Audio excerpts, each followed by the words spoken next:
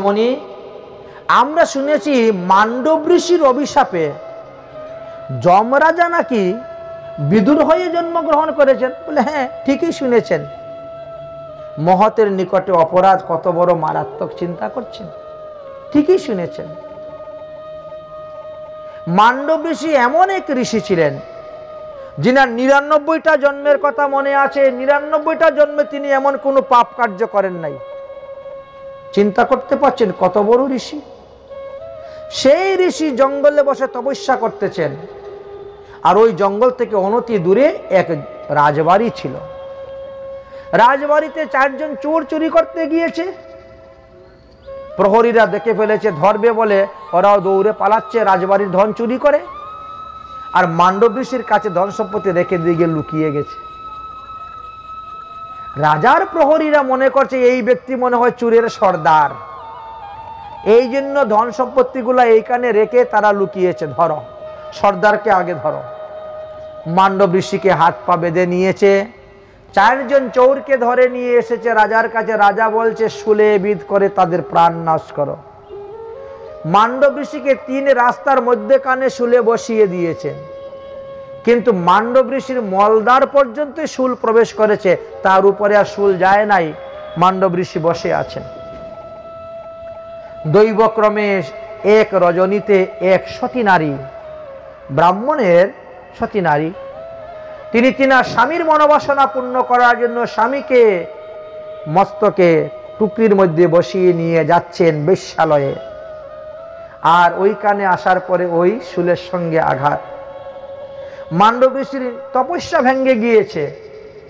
এখন চিন্তা করতে পাচ্ছেন সেই ব্রাহ্মণের বা সেই সতী নারীর কথা। উফ, কে রে বাবা রে, আমার এত দুঃখ দিলে রে, আমার এত ব্যথা হচ্ছে।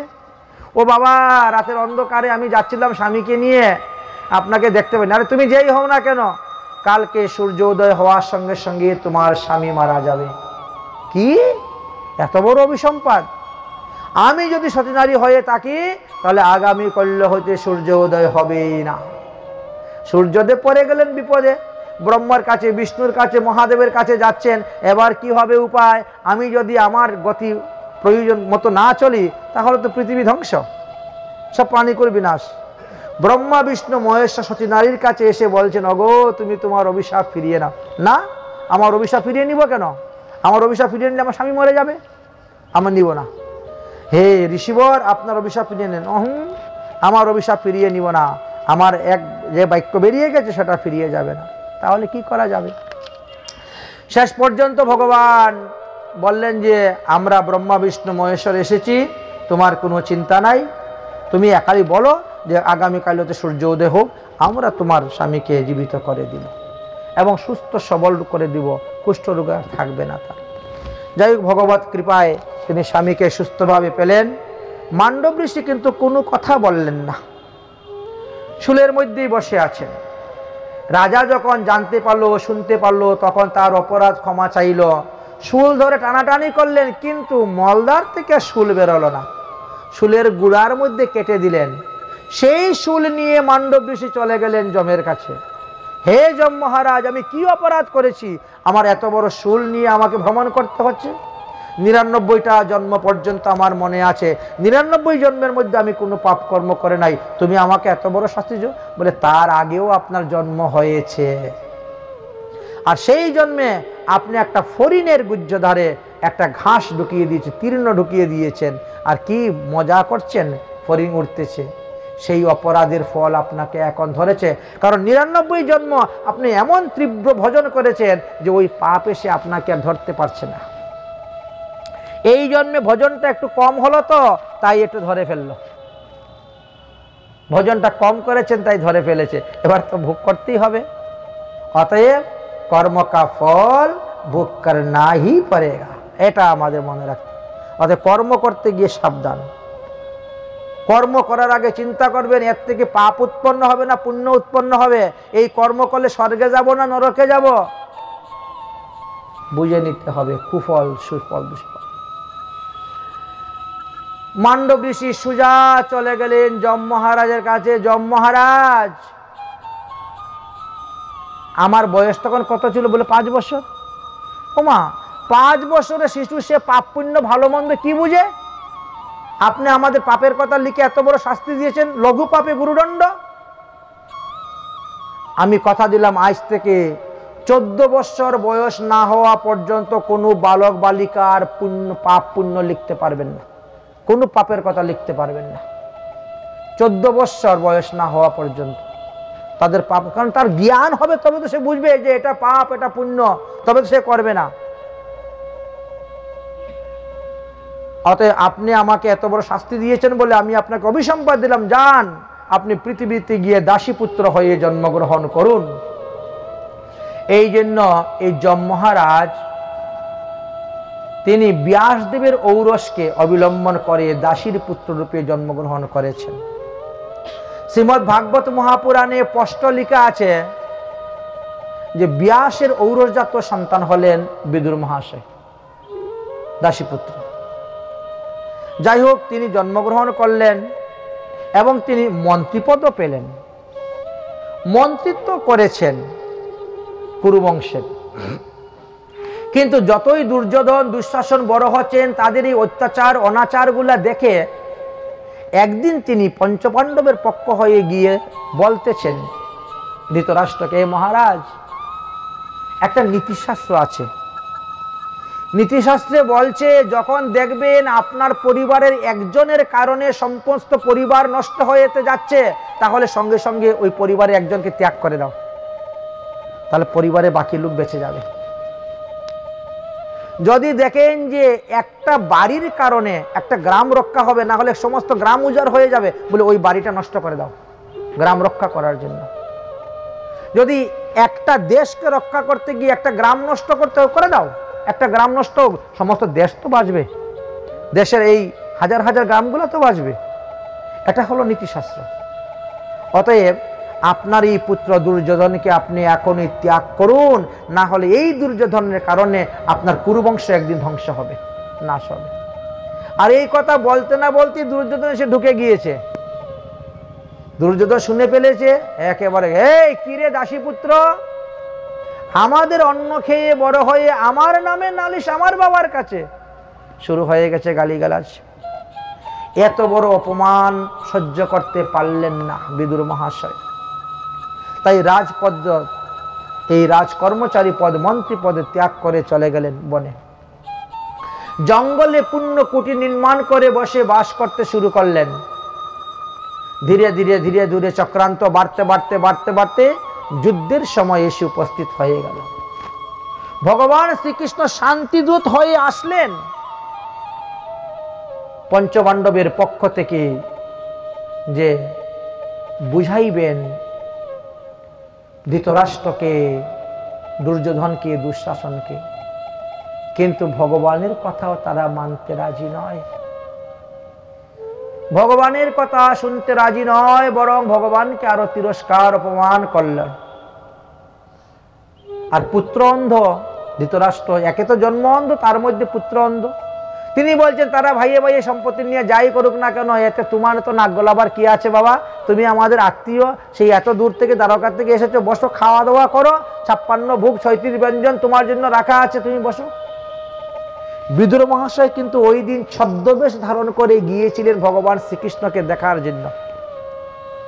মনে মনে সংকল্প নিয়েছিলেন আর কোনোদিন ঢুকবো না এখানে, কিন্তু ঢুকেছিলেন ছদ্মবেশে। কেন? কৃষ্ণকে দেখার জন্য, কৃষ্ণের মুখের বাক্য শ্রবণ করার জন্য। কেউ চিনতে পারে না এমন ছদ্মবেশ ধারণ করেছেন বিদুর মহাশয়, কিন্তু ভগবান শ্রীকৃষ্ণ চিনে ফেলেছেন। চৌকের দ্বারা ইশারা দিচ্ছেন, কাকাজি কেমন আছেন? কাকাজি তো বুঝে ফেলেছেন, মাথা নিচু করে দিয়েছেন যাতে কেউ চিনতে না পারে। ধৃতরাষ্ট্র যখন বলছেন, কৃষ্ণ তুমি আমাদের শরীর, তুমি আমাদের আত্মীয়, তুমি দ্বারকার থেকে এসেছো কষ্ট করে, যাও হাত পাও ধো, স্নান করো, তোমার জন্য 56 ভোগ 36 ব্যঞ্জন রান্না আছে, তুমি সেবা গ্রহণ করে বিশ্রাম করো। ওরা ভাইয়ে ভাইয়ে যা করছে করুক, তাতে তোমার নাক গলাবার দরকার নেই। ভগবান শ্রীকৃষ্ণ সঙ্গে সঙ্গে উত্তর দিয়েছেন, মহারাজ অপরাধ নেবেন না, দুইটা পরিস্থিতিতে সেবা গ্রহণ করা যায়। কি পরিস্থিতি? বলে যে ভোজন করবে তার পেটে ক্ষুধা থাকা চাই, আর যে ভোজন করাবে তার মন শুদ্ধ থাকা চাই। দুর্যোধনের মন শুদ্ধ নয় আর আমার পেটে ক্ষুধা নাই, তাহলে তো ওখানে খাওয়া দাওয়ার কোনো প্রশ্নই উঠে না। ও হো, আমি তো ভুলেই গেছিলাম, আজকে তো আমার বিদুর কাকার ঘরে প্রসাদ পাওয়ার নিমন্ত্রণ। একেবারে টাটকা মিছা কথা বলে দিয়েছেন, কারণ বিদুর তো কিছু বলেই নাই, কৃষ্ণকে নিমন্ত্রণই করে নাই। কিন্তু ভক্তের অন্ন ভগবান মাগিয়া যাচিয়া খায়, অভক্তের অন্ন ভগবান উলটিয়া নাহি চায়। এই শিক্ষাই তো আমাদেরকে দিচ্ছেন। দুর্যোধনের 56 ভোগ 37 ব্যঞ্জন ভগবান খেলেন না, আর বলছেন আজকে তো বিদুর কাকার ঘরে আমার নিমন্ত্রণ, আমি তো ওখানে যাব প্রসাদ পেতে। আমি চললাম, তোমরা যখন আমার কথা শুনলে না, আমার কথা মানলে না, তা আমার এখানে থাকার কি দরকার। আমি চললাম বিদুর কাকার বাড়িতে। বিদুর কাকা তো পিছনে বসে আছেন ছদ্মবেশে। তিনি বলছে সর্বনাশ, এত বড় রাজসভার মধ্যে যখন বলেছে তো কৃষ্ণ তো আমার বাড়ি যাবেই। ওখান থেকে উঠে দৌড়তে দৌড়তে দৌড়তে দৌড়তে বাড়িতে গিয়ে বলছেন, অগো বিদুরানী, এত বড় রাজসভার মধ্যে হস্তিনাপুরে কৃষ্ণ বলেছে আজকে আমার বাড়িতে আসবে প্রসাদ পেতে, এখন ঘরে তো নাই কিছুই। আর কৃষ্ণ তো মাখন খেতে ভালোবাসে, মিষ্টি খেতে ভালোবাসে, লাড্ডু খেতে ভালোবাসে, দই খেতে ভালোবাসে, এখন বনের মধ্যে গেলে কিছুই নেই। তুমি এক কাজ করো, তাড়াতাড়ি দুটা একটু কলা গাছ রোপণ করো, দুটা ঘট স্থাপন করো, একটু আলপনা অঙ্কন করো, করে একটু ঘর দরজা পরিষ্কার করো, তো আমি বাজার থেকে গিয়ে নিয়ে আসি। রওনা হয়ে গেছেন দৌড়তে দৌড়তে বাজারে। কত আনন্দ, কৃষ্ণ আজকে আমার বাড়ি আসবেন, আমার এখানে প্রসাদ পেতে ছুটছেন। বিদুরানী কৃষ্ণ গুণগান করছেন আর এই সমস্ত কাজ করছেন। কাজ করতে করতে কার্য শেষ হলো, এবার পুকুরে গিয়ে ঝুপঝাপ স্নান করলেন। স্নান করে এসে কাপড় পরিবর্তন করবেন, আর এমন সময় কৃষ্ণ এসে উপস্থিত।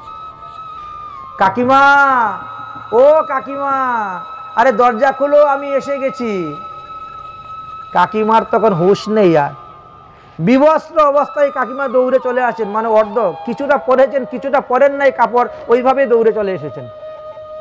দৌড়ে চলে আসেন, এসে হাত আয় আয় বাবা, আয় আয় ঘরে, আয় ঘরে।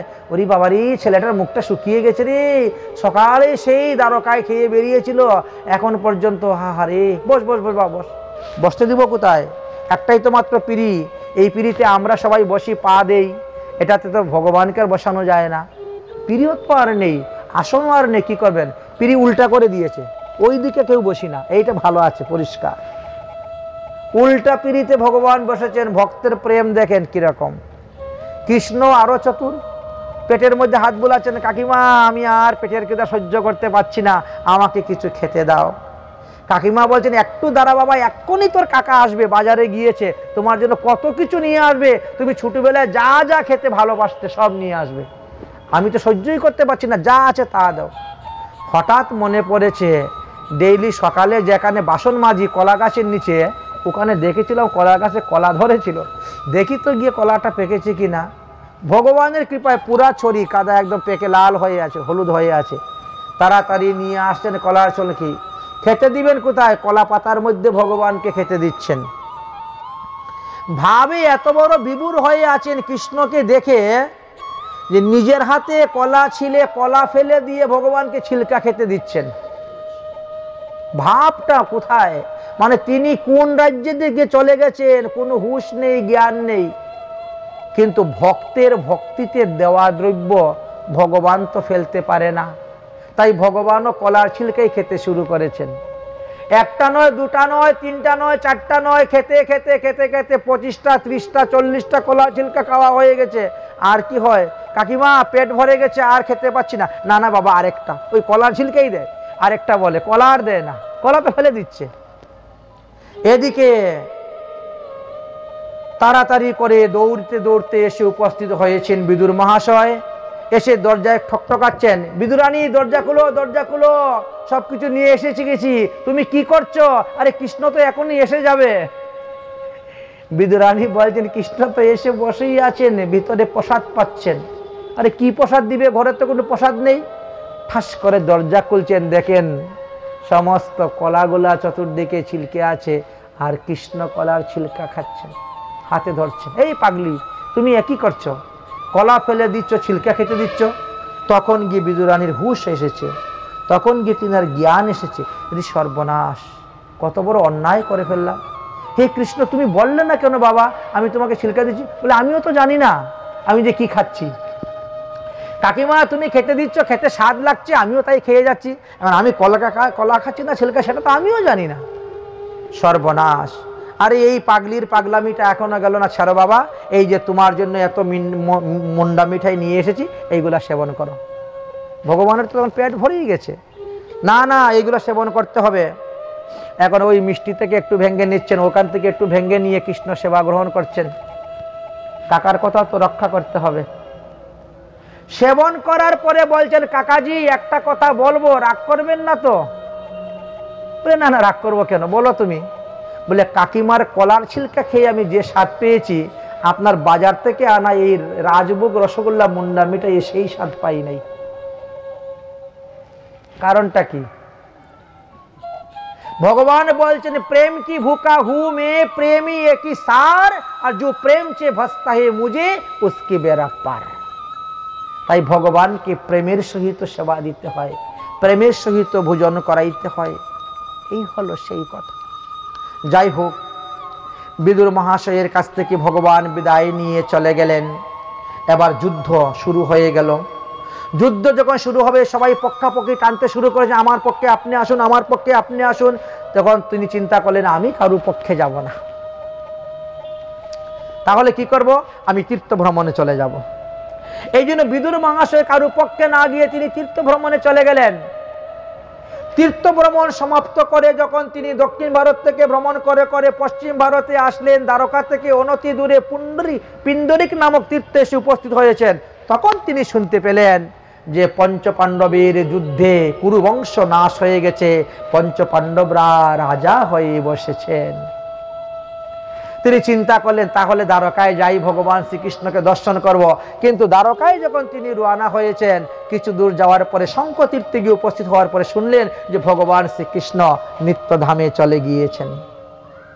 সর্বনাশ। তাহলে দ্বারকায় গিয়ে কি করব? দ্বারকা তো এখন জলের নিচে ডুবে গেছে। তাহলে কি করি? আমার বড় ইচ্ছা ছিল ভগবান শ্রীকৃষ্ণের মুখ থেকে ভাগবত কথা শ্রবণ করব, এটা আর আমার ভাগ্যে হলো না। তাহলে যাই, হস্তিনাপুরে রওনা হই, পঞ্চপাণ্ডবকে দেখব। রওনা হয়েছেন হস্তিনাপুরের দিকে, কিন্তু প্রয়াগে আসার পরে যখন যমুনার তীরে এসে উপস্থিত হয়েছেন, তখন হঠাৎ করে উদ্ধবের সঙ্গে দেখা। উদ্ধবকে দেখতে পেয়ে খুব আনন্দিত হয়ে গেলেন। হে উদ্ধব, তুমি কৃষ্ণের বাল্যবন্ধু, তুমি কৃষ্ণের সঙ্গে দ্বারকায় ছিলে, তুমি কৃষ্ণের সঙ্গে মথুরায় ছিলে, অতএব নিশ্চয়ই ভগবান শ্রীকৃষ্ণ তোমাকে ভাগবত ধর্ম শিক্ষা দিয়ে গিয়েছেন, তুমি আমাকে বলো। উদ্ধব কিছু কিছু বলেছেন, কিছু কিছু বলার পরে বলছেন, আমার সময় নেই, আমার মাথায় অনেক দায়িত্ব, আমার মাথায় অনেক কাজ আছে, আমাকে এখন বৃন্দাবনে যেতে হবে। অতএব সমস্ত ভাগবত কথা আমি মৈত্রী ঋষির কাছে রেখে এসেছি, অতএব যাও, তুমি গিয়ে মৈত্রী ঋষির নিকট থেকে ভাগবত কথা শ্রবণ করো। উদ্ধবের কাছে বিদায় নিয়ে বিদুর মহাশয় মৈত্রী ঋষির কাছে গেলেন। মৈত্রী ঋষির কাছে গিয়ে তিনাকে দণ্ডবত প্রণাম করলেন। প্রণাম করে বললেন, হে মৈত্রী ঋষি, আপনি কৃপা করে আমাকে ভাগবত কথা শ্রবণ করান। বললেন, তাহলে বসুন। বসার পরে মৈত্রী ঋষি এবার ভাগবত কথা শ্রবণ করাতে শুরু করলেন। কিন্তু ভাগবত কথা কিছু শ্রবণ করার পরে বলছেন, আমার এখন মনটা কিরকম লাগতেছে, আমি পরে এসে ভাগবত কথা আবার শ্রবণ করব, শান্তি মনে বসে। আমার মনটা বড় অশান্তি, বড় উচ্চাটন। বলে কেন? বলে আমার বড় ভাই ধৃতরাষ্ট্র তো অনেক বয়স হয়েছে, কখন যে কি হয়, কখন যে মারা যায় বলা যায় না। তাই আমি একটু হস্তিনাপুর থেকে আসি, আমার বড় ভাইটাকে দেখে, তারপরে আমি শান্তি মনে বসে আমি ভাগবত কথা আপনার নিকট থেকে শ্রবণ করব।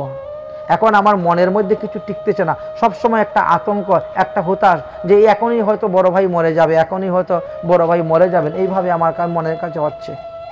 কারণ তার শতপুত্র মারা গিয়েছে, কুরুবংশ নাশ হয়েছে, তার ভিতরে যে একটা জ্বালা, একটা যন্ত্রণা, সে তো সে এমনি মরে যাবে। তাই আমি একটু ভাইয়ের সঙ্গে দেখা করে আসি। ঠিক আছে, যাও। বিদুর মহাশয় দেখেন ভাগবত কথা ছেড়ে দিয়ে তিনি চলে আসলেন হস্তিনাপুর। হস্তিনাপুরে যখন এসে উপস্থিত হয়েছেন, পঞ্চপাণ্ডবরা এত আনন্দ, এত খুশি, এরা একেবারে মাথায় নিয়ে নাচতে শুরু করেছেন। কাকাজি, আপনি সব তীর্থ ভ্রমণ করেছেন, কোন কোন তীর্থের কি কি মহিমা, কোন কোন তীর্থে কি কি দেখেছেন আমাদেরকে বলুন।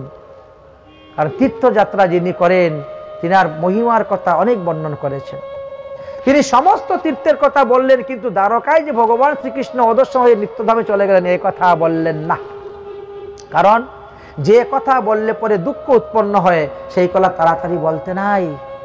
তিনি জানেন যে শ্রীকৃষ্ণ অন্তর্ধানের কথা বললে পঞ্চপাণ্ডব আর বাঁচবে না, প্রাণে মারা যাবে। এই জন্য তিনি সেই কথা আর বললেন না, গুপ্ত রেখে দিলেন, গুপ্ত রেখে দিয়েছেন। এদিকে কি হয়েছে, রাত্রিবেলা ধৃতরাষ্ট্রের ঘরে গিয়ে উপস্থিত হয়েছেন বিদুর মহাশয়। দাদাজি কেমন আছেন? কে? আমি বিদুর। ও ভাই তুই এসেছিস? হা হা হা, যদি তোর কথা আগে মানতাম, তোর কথা যদি আগে শুনতাম, তাহলে আমার এই শতপুত্র নিধন হতো না। তোমার কথা মতো যদি আমি দুর্যোধনকে ত্যাগ করতাম, তাহলে হয়তো আমার শতপুত্র বেঁচে যেত। কত কথা, কত দুঃখ আমরা সময়কালে শুনি না সাধুদের কথা, অসময়ে পস্তাই। এখন কি হবে? কি আর হবে দাদা, তোমার লজ্জা করে না? যে ভীমকে মারার জন্য তোমরা এত ষড়যন্ত্র করলে, আজকে সেই ভীম এনে তোমাকে খাবার দিচ্ছে। যে পঞ্চপাণ্ডবকে লাক্ষা করে পুড়িয়ে মারতে তোমার জানা ছিল না, তুমি সব জানতে ষড়যন্ত্র, আজকে সেই পঞ্চপাণ্ডবের হাতে তুমি খাচ্ছ। যে দ্রৌপদীকে বিবস্ত্র করে অপমান করার জন্য সভাতে বস্ত্রহরণ করা হচ্ছিল, তুমি প্রতিবাদ করলে না, আজকে সেই দ্রৌপদী রান্না করে দিচ্ছে, তুমি খাচ্ছ। তোমার লজ্জা করে না? তোমার বেঁচে থাকার এত আশা, তুমি তো একটা কুকুর হইতো আরো নিকৃষ্ট। এমন ভাবে ছোট ভাই বড় ভাইকে গালি দিয়ে বুঝালেন। শেষে বলছেন, দাদা তুমি সারা জীবন যে পাপ করেছ, এই পাপের প্রায়শ্চিত্ত যদি এখন না করো, মৃত্যুর পরে তোমাকে ঘোর নরক যন্ত্রণা ভোগ করতে হবে। তখন ধৃতরাষ্ট্র গান্ধারী বলছেন, তাহলে বলো ভাই আমরা কিভাবে পাপের প্রায়শ্চিত্ত করব? বলে এখানে থেকে প্রায়শ্চিত্ত হবে না। পাপের প্রায়শ্চিত্ত করতে গেলে এই হস্তিনাপুর ত্যাগ করে তুমি আমার সঙ্গে চলো। ঠিক আছে। রাতের অন্ধকারে গুপ্ত দরজা দিয়ে বিদুর মহাশয় এই ধৃতরাষ্ট্র আর গান্ধারীকে নিয়ে চলে গেলেন সরস্বতী নদী পূর্ববাহিনী যেখানে প্রবাহিত হয়, সপ্ত ঋষিগণ যেখানে অবস্থান করেন সেই স্থানে প্রতিদিন 3 বার সেখানে গঙ্গায় স্নান, হোম যজ্ঞ, তর্পণ, মন্ত্র জপ সাধন করতে শুরু করে দিলেন। এইভাবে আপনারা করতে থাকুন। 5 দিনের মধ্যেই আপনারা ভগবত পদ্ম লাভ করে সমস্ত পাপ থেকে মুক্ত হয়ে হরিধামে চলে যেতে পারবেন। বিদুর মহাশয় এইভাবে নিয়ে চলে গিয়েছেন। এইদিকে পরের দিন সকালবেলা ঘুমের থেকে উঠে যুধিষ্ঠির মহারাজ দেখেন বিদুর নাই, ধৃতরাষ্ট্র নাই, গান্ধারী নাই। কাঁদতে শুরু করে দিয়েছেন। তারা কোথায় গেল? তুম্বরক ঋষি এসে উপস্থিত হয়েছেন, দেবর্ষি নারদ উপস্থিত হলেন, বলেন তারা ভালো জায়গায় গিয়েছে, 5 দিনের মধ্যে তারা ভগবান পদপদ্ম লাভ করবে, অতএব আপনি চিন্তা করবেন না। কিন্তু তারাও কিন্তু দ্বারকাতে ভগবান শ্রীকৃষ্ণ অন্তর্ধান হয়ে গেলেন এই কথা বললেন না। যুধিষ্ঠির মহারাজ সর্বদা খালি অমঙ্গল দর্শন করতে পাচ্ছেন। গাধা তিনার পিছন দিকে ডাকতেছে, চিন্তা করছেন কি করা যায়। এমন সময় এসে উপস্থিত হয়েছেন সেইখানে অর্জুন। অর্জুন এসে যখন সমস্ত ঘটনা বললেন, তখন চিন্তা করলেন কি করা যায়, তাহলে আমরা আর থাকবো না। পরীক্ষিত মহারাজকে তখন হস্তিনাপুরে রাজগদ্দিতে বসিয়ে তাকে রাজা করে দিলেন। আর ভগবান শ্রীকৃষ্ণের প্রপুত্র বজ্রনাভকে নিয়ে এসে মথুরা রাজা করলেন। করে দিয়ে পঞ্চপাণ্ডব এবং দ্রৌপদী তারা রওনা হয়ে গেলেন, আমরা পদব্রজে স্বর্গে চলে যাব। কিন্তু কর্মফল এমনই, একমাত্র যুধিষ্ঠির মহারাজই স্বর্গে যেতে পারলেন। ভীম, অর্জুন, নকুল, সহদেব তারা পরে গেলেন, সশরীরে স্বর্গে যেতে পারলেন না। যাই হোক, যুধিষ্ঠির মহারাজ গেলেন, গমন করলেন। এইভাবে সেখানে সমাপ্ত হয়ে গেল।